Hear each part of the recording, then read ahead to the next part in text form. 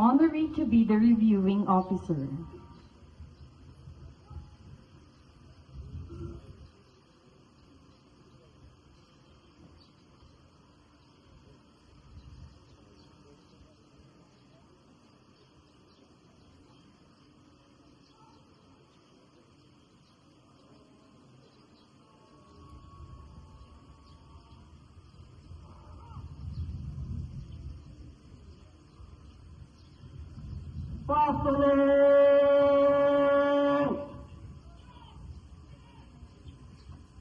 Good!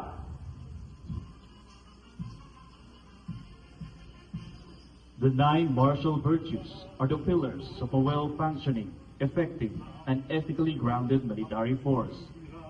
In 9th Infantry Division, this ensures that leaders and soldiers are not only capable of executing complex missions, but also uphold the moral and ethical standard that is vital for maintaining discipline, trust, and credibility. Honor, patriotism, duty, excellence, discipline, professionalism, respect, responsibility, and humility ensure that personnel not only excel in combat, but also embody the highest standards of military conduct both in peacetime and during conflict.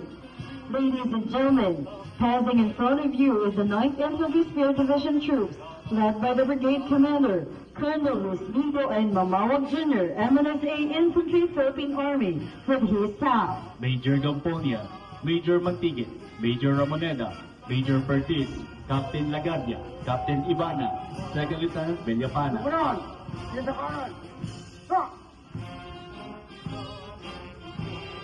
The 9 ID Marching Band, under the baton of Technical Sergeant Sherwin Competente, Philippine Army.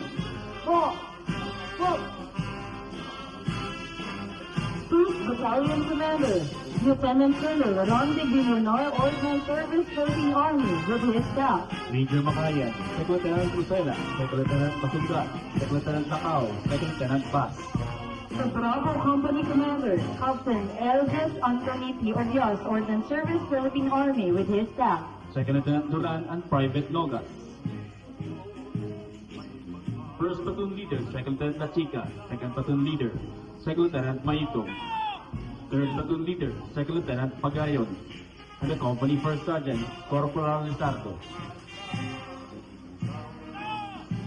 The Alpha Company Commander, Captain Francis Rian S. Malangos, Infantry Philippine Army, with his staff.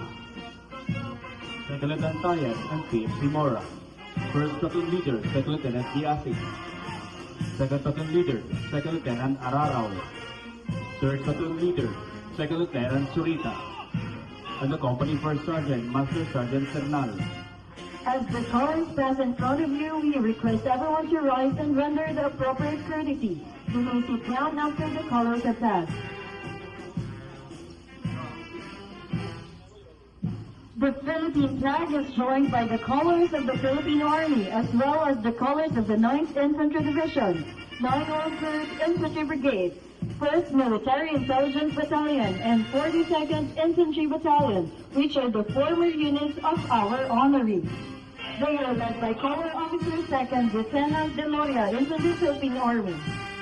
2nd Battalion Commander Lieutenant Colonel Labrente Emeriales, Infantry Philippine Army, with his staff. Major Kapisanan, Captain Basomo, Second Lieutenant Umla, Second Lieutenant Manja, Second Lieutenant Tambalo.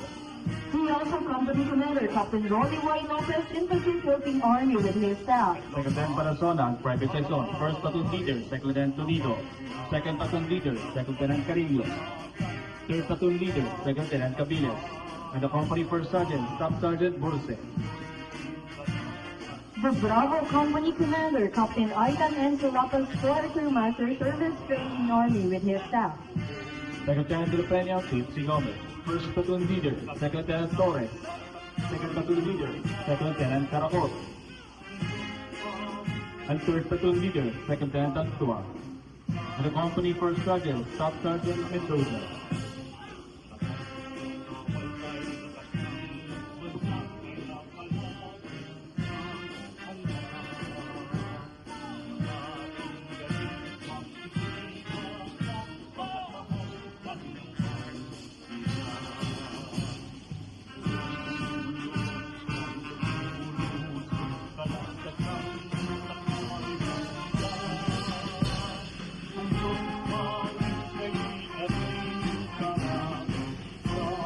Pagkakailan